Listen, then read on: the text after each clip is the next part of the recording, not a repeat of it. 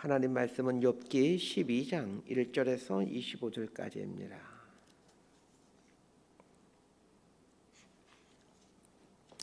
욥기서 12장 1절에서 25절까지 말씀 번갈아 가며 읽습니다. 제가 먼저 읽겠습니다. 욥이 대답하여 이르되 너희만 참으로 백성이로구나. 너희가 죽으면 지혜도 죽겠구나. 나도 너희같이 생각이 있어 너희만 못하지 아니하니 그 같은 일을 누가 알지 못하겠느냐. 하나님께 불러 아뢰어 들으심을 입은 내가 이웃에게 웃음거리가 되었으니 의롭고 온전한 자가 조롱거리가 되었구나. 평안한 자의 마음은 재앙을 멸시하나 재앙이 실족하는 자를 기다리는구나.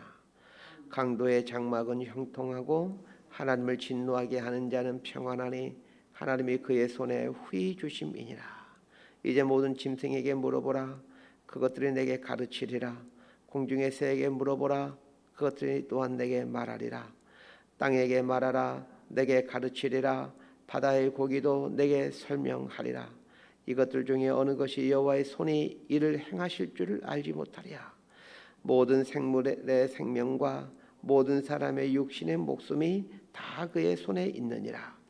입이 음식의 맛을 구별함 같이 귀가 말을 분간하지 아니하느냐. 늙은 자에게는 지혜가 있고 장수하는 자에게는 명철이 있으니라. 지혜와 권능이 하나님께 있고 계략과 명철도 그에게 속하였나니 그가 허르신즉 다시 세울 수 없고 사람을 가두신즉 놓아주지 못하느니라. 그가 물을 막으신즉 곧 마르고 물을 보내신즉 곧 땅을 뒤집나니 능력과 지혜가 그에게 있고 속은 자와 속이는 자가 다 그에게 속하였으므로 모사를 벌거벗겨 끌어가시며 재판장을 어리석은 자가 되게 하시며 왕들이 맨 것을 풀어 그들의 허리를 동이시며 제사장들을 벌거벗겨 끌어가시고 권력이 있는 자를 넘어뜨리시며 충성된 사람들의 말을 물리치시며 늙은 자들의 판단을 빼앗으시며 귀인들에게 멸시를 쏟으시며 강한 자의 띠를 푸시며 어두운 가운데에서 은밀한 것을 드러내시며 죽음의 그늘을 광명한 대로 나오게 하시며 민족들을 커지게도 하시고 다시 멸하기도 하시며 민족들을 널리 퍼지게도 하시고 다시 끌려가게도 하시며 만민의 우두머리들의 총명을 빼앗으시고 그들을 길었는 거친들에서 방황하게 하시며 25절 함께 읽습니다. 빛없이 캄캄한 데를 더듬게 하시며 취한 사람같이 비틀거리게 하시느니라. 아멘. 욥기 12장부터 14장까지는 욥의 변론입니다. 이 12장부터 14장까지는 세 번째 친구인 소발의 변론에 대한 답변이기도 하면서 동시에 첫 번째 변론인 엘리바스의 변론과 두 번째 변론인 이 빌닷의 변론에 대한 어떤 종합적인 답변이다라고 할 수 있습니다. 욥과 욥의 세 친구의 공통적인 견해는 욥이 당하고 있는 고난은 하나님과 연관되어 있다라는 겁니다. 이들은 모두 욥이 당하고 있는 고난에 하나님이 깊숙이 개입되어 있다라는 것에 대해서는 완전하게 일치하고 있습니다. 다만 차이가 있는 것은 욥이 당하는 고난이 하나님이 개입된 사건인데 하나님이 개입된 사건에 대한 해석에서는 정반대의 견해를 보이고 있습니다. 세 친구의 입장은 욥이 겪고 있는 고난은 하나님의 심판으로 욥이 지은 죄 때문에 발생했다라는 것이고, 반면에 욥은 자신의 고난에 대해 하나님이 개입된 것은 분명하지만 자신의 죄 때문에 고난을 겪고 있는 것이 아니다라는 겁니다. 욥의 입장과 욥의 친구들 입장이 정반대 입장이라는 것을 생각하면서 욥과 친구들 간의 이 변론 부분을 보셔야 됩니다. 욥과 친구들 간의 변론의 핵심이 욥의 고난의 원인이 욥의 죄 때문이라는 주장과 죄와 상관없이 고난을 당하고 있다라는 주장입니다. 이 문제에 대해 여러분은 어떻게 생각하십니까? 이렇게 정리를 하시면 좋을 것 같습니다. 이 땅에 사는 대부분의 사람들, 즉 일반인들의 삶에 일어나는 고난은 대부분이 욥의 친구들의 입장으로 해석하는 게 맞습니다. 어떤 경우는 욥의 입장으로 해석하는 것이 맞습니다. 하나님께서 욥과 친구들 간의 치열한 논쟁을 다 들으시면서 판결을 하시는데 어떻게 판결하시는지 한번 보십시다. 욥기의 결론 부분인 욥기 42장 7절에서 9절까지를 보게 되면 욥과 친구들 간에 누구 말이 옳았는지를 하나님께서 판결해 주십니다. 제가 읽어드리겠습니다. 여호와께서 욥에게 이 말씀을 하신 후에 여호와께서 대만 사람 엘리바스에게 이르시되 내가 너와 네 두 친구에게 노하노니 이는 너희가 나를 가리켜 말한 것이 내 종 욥의 말같이 옳지 못함이니라. 그런데 너희는 수소 7과 순양 7을 가지고 내 종 욥에게 가서 너희를 위하여 번제를 드리라. 내 종 욥이 너희를 위하여 기도할 것인즉 내가 그를 기쁘게 받으리니 너희가 우매한 만큼 너희에게 갚지 아니하리라. 이는 너희가 나를 가리켜 말한 것이 내 종 욥의 말같이 옳지 못함이라. 이에 대만 사람 엘리바스와 수아 사람 빌닷과 나마 사람 소발이 가서 여호와께서 자기들에게 명령하신 대로 행하니라. 여호와께서 욥을 기쁘게 받으셨더라. 하나님께서 판결을 하시는데 욥이 옳았고 세 친구는 틀렸다라고 판결하십니다. 하나님의 이 판결에 대해 자칫하면 오해할 수가 있기 때문에 이 의미를 다시 설명해 드립니다. 욥의 세 친구들의 주장은 보편적 지혜로서는 맞는 말입니다. 친구들의 주장은 하나님의 일반적인 원칙이요 원리에 부합되는 말들입니다. 반면에 욥의 주장은 하나님의 일반적인 원칙과 원리에는 부합되지 않습니다. 그럼에도 하나님께서 욥이 옳다라고 말씀하시고 세 친구가 틀렸다라고 말씀하시는 것은 욥의 고난을 해석하는 것에서는 욥이 옳았고 친구들의 견해가 틀렸다라는 말입니다. 욥의 고난은 하나님의 일반적인 원리와 원칙을 뛰어넘는 사건입니다. 욥기 첫 시간에 하나님의 일반적인 원리와 원칙을 규범적 지혜라는 말로 표현하였습니다. 눈에 들리는 말씀이지만 욥기를 읽을 때 친구들의 변론을 보면서는 이 하나님의 일반적인 원리와 원칙을 배워가셔야 하고 욥의 말을 통해서는 일반적인 원리와 원칙을 뛰어넘는 하나님의 신비와 신묘막측함을 배워가야 합니다. 이런 방식으로 욥기를 읽어가는 게 지혜로운 방법입니다. 다시 말씀드리지만 욥기는 고난 앞에서 믿음을 지켰더니 하나님이 갑절의 복을 주시더라 이런 이야기가 아닙니다. 인생은 고난의 연속인데 이 고난의 문제를 어떻게 해석하고 받아들여야 하는가에 대한 이야기입니다. 그러면서 고난을 해석할 때 그 규범적 지혜 너머에 있는 초월적이고 신비적인 하나님의 깊은 계획이 있다는 것을 인식하면서 이 고난을 받아들여야 한다는 겁니다. 자, 1절에서 6절까지 말씀 함께 있습니다. 시작. 욥이 대답하여 이르되 너희만 참으로 백성이로구나. 너희가 죽으면 지혜도 죽겠구나. 나도 너희같이 생각이 있어 너희만 못하지 아니하니 그 같은 일을 누가 알지 못하겠느냐. 하나님께 불러 아뢰어 들으심을 입은 내가 이웃에게 웃음거리가 되었으니 의롭고 온전한 자가 조롱거리가 되었구나. 평안한 자의 마음은 재앙을 멸시하나 재앙이 실족하는 자를 기다리는구나. 강도의 장막은 형통하고 하나님을 진노하게 하는 자는 평안하니 하나님이 그의 손에 후히 주심이니라. 욥의 세 친구의 주장은 너무나도 흡사합니다. 그리고 그들은 확신하고 있습니다. 자신들의 말이 100% 옳다라고 확신하고 있습니다. 그래서 욥이 2절에서 이렇게 말합니다. 너희만 참으로 백성이로구나. 너희가 죽으면 지혜도 죽겠구나. 이 말이 무슨 뜻입니까? 욥의 세 친구의 말을 듣다 보면 그들만이 하나님을 깊이 알고 있는 하나님의 백성들인 것처럼 보여진다는 겁니다. 그러기에 욥은 너희들이 죽으면 이 땅에는 지혜가 다 사라지겠구나라고 이 비아냥투의 말을 합니다. 욥기를 읽다 보면 종종 회의감이 듭니다. 욥과 친구들 간의 변론은 사실 말이좋아 변론이지 실제로는 말다툼입니다. 욥기를 읽는 독자들은 3장부터 37장까지의 이 긴 분량 동안 욥과 친구들이 말다툼하는 걸 보고 있습니다. 내가 옳으니 네가 옳으니 하면서 주장하는 것들을 보면 답답하기도 합니다. 각자가 생각하는 하나님에 대한 주장을 하면서 논쟁을 합니다. 그런데 문제는 욥의 말도 옳은 말이고 욥의 친구들의 말도 그 자체로는 옳은 말이라는 겁니다. 친구들의 주장은 욥이 겪고 있는 고난에 대해서는 정확한 해석은 아니었지만 이 땅에 일어나는 보편적인 사건을 해석하는 다른 틀을 제공하고 있다는 겁니다. 친구들의 주장에 대한 욥의 입장을 잘 표현하는 말이 3절 하반절에 그 같은 일을 누가 알지 못하겠느냐라는 말입니다. 이 말이 무슨 말이냐면 욥의 친구들, 그 친구들이 하는 말은 너무나도 옳고 지당한 말이라는 얘기입니다. 너희들이 하는 말을 내가 어찌 모르겠느냐, 이런 뜻입니다.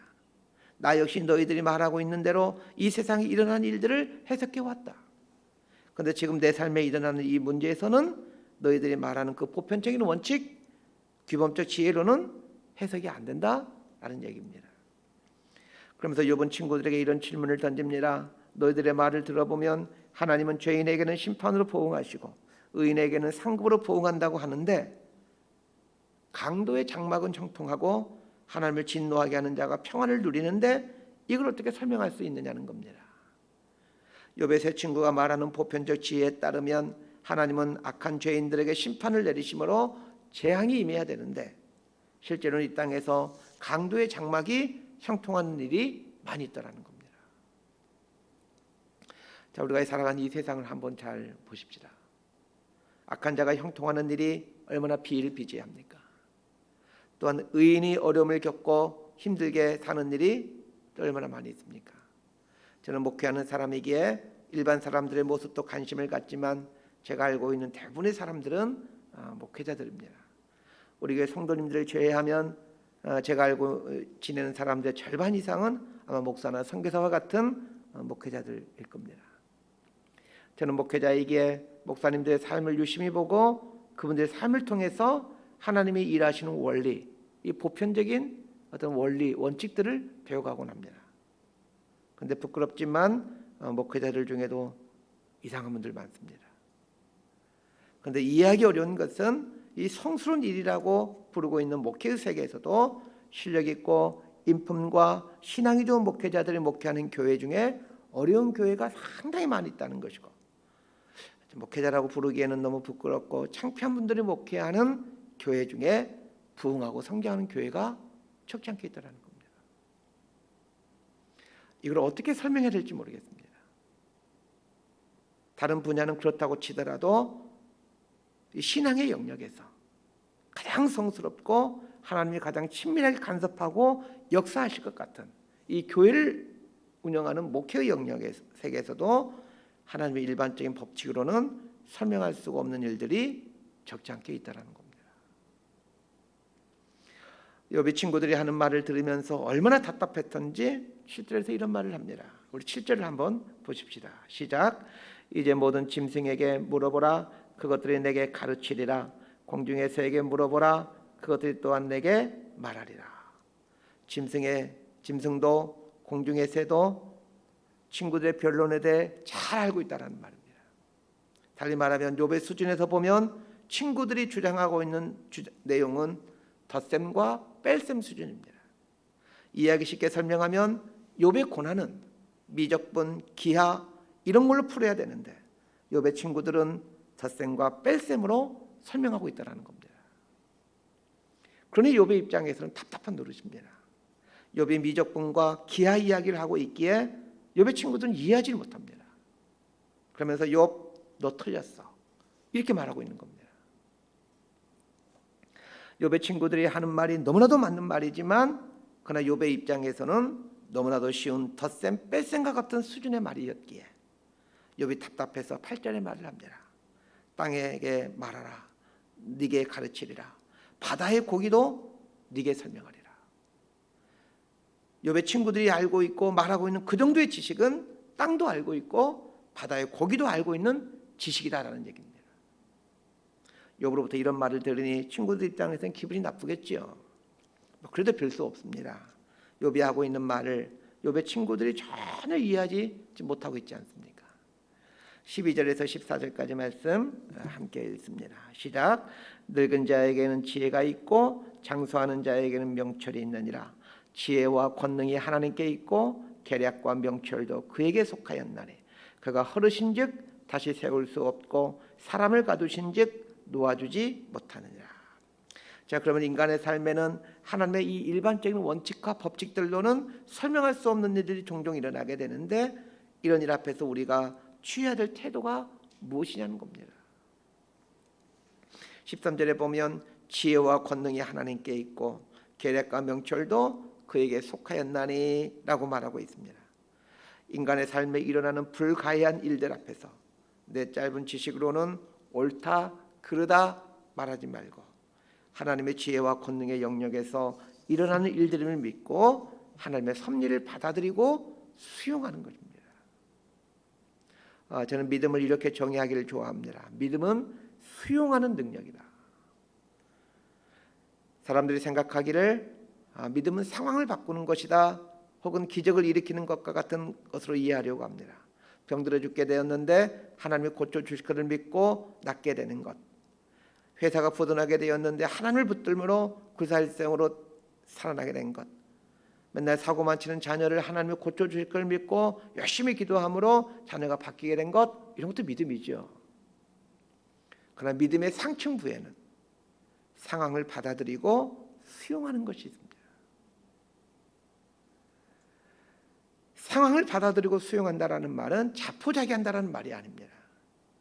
비록 이해가 되질 않지만, 심정적으로 그걸 받아들일 수 없지만, 그러나 절대자신 하나님의 지혜에서 나온 일들을 믿고 그걸 받아들이는 것, 그것이 믿음입니다. 그래서 저는 살다가 제 신앙 경험에서 쌓아온 원칙과 원리로 이해가 안 되는 것은 그냥 받아들이기로 했습니다. 그리고 받아들일 수 있게 해달라고 하나님께 기도합니다. 저는 욥의 탄식이 조금은 이해가 갑니다. 자신의 삶에 일어난 이 엄청난 일이 하나님이 개입된 일이라는 것은 분명히 알고 있는데 이해가 안 되는 겁니다. 그래서 욥은 받아들이고 있습니다. 문제는 받아들인다라고 고통이 사라지는 것이 아니라는 겁니다. 욥이 절규하고 있는 것은 바로 이 고통의 무게입니다. 하나님께서 왜 당신의 사랑하는 자녀에게 이 고통의 무게를 지어주시는지 잘 모르겠습니다. 그러나 분명한 사실은 고통의 무게 앞에서 절규하면서 하나님을 더 알아가고 하나님을 더 닮아간다는 것입니다. 말씀 정리합니다. 이 땅에 일어나는 대부분의 일과 사람들 사이에 일어나는 대부분의 일들은 하나님이 그 정해놓으신 일반적인 원칙과 원리대로 대부분이 해석이 되고 또 그 원칙과 원리에 의해서 작동이 됩니다. 그래서 우리는 이 땅에 일어난 사건과 사람들 사이에 일어난 일들을 보면서 하나님이 정하신 그 일반적인 원칙과 원리, 그 규범적 지혜들을 배워가야 됩니다. 그리고 이 규범적 지혜를 내 삶에 최적화하여 선에는 복으로 보응하시는 하나님의 원리가 내 삶에 일어나도록 해야 됩니다. 이게 지혜로운 방법이죠. 그러나 가끔은 악인이 형통하고 의인이 고난당하는 이해하기 어려운 사건 앞에 직면하게 됩니다. 그게 다른 사람들 사건이라면 좀 객관적으로 볼 수 있겠지만, 그게 내 사건으로 다가왔을 때 그때 많이 괴롭고 힘들 겁니다. 절규하게 될 겁니다. 무엇보다도 이 내 삶에 이런 예외적인 상황이 발생하면 정말 고통스럽고 괴롭습니다. 이때 필요한 것이 하나님의 지혜와 명철을 수용하는 겁니다. 이해되진 않지만 수용하기 위해 하나님께 도우심을 구해야 됩니다. 수용하기까지 겪게 되는 고통의 무게를 견뎌낼 수 있는 힘을 달라고 기도해야 됩니다. 예외적인 이런 사건과 상황을 통해 우리는 하나님의 지혜와 명철을 헤아려 가는 하나님의 백성이 되어가고 더 나아가 하나님 닮아가는 수준으로 변모해 갑니다. 이런 복을 누리며 살게 되는 저와 여러분의 삶이 되기를 진심으로 소망하고 축복합니다. 기도하겠습니다. 하나님 아버지, 하나님께서 창조한 이 세상이기에 이 세상의 모든 것들은 하나님의 정하신 보편적 원리와 원칙에 의해 작동되어 가고 있음을 압니다. 그러나 간혹 우리가 알고 있는 이 보편적인 원칙과 원리를 뛰어넘어 우리들이 알고 있는 하나님에 대한 지식으로는 해석이 되지 않는 예외적인 일들이 일어나고 있다는 것을 알게 됩니다. 이런 일들 앞에서 고통이 주는 그 무게를 감내하며 하나님의 깊은 지혜와 명철을 받아들이고 수용해 갈 줄 아는 이 깊이 있고 넓은 인생으로 성장해 가게 하여 주옵소서. 예수님 이름으로 기도드리옵나이다.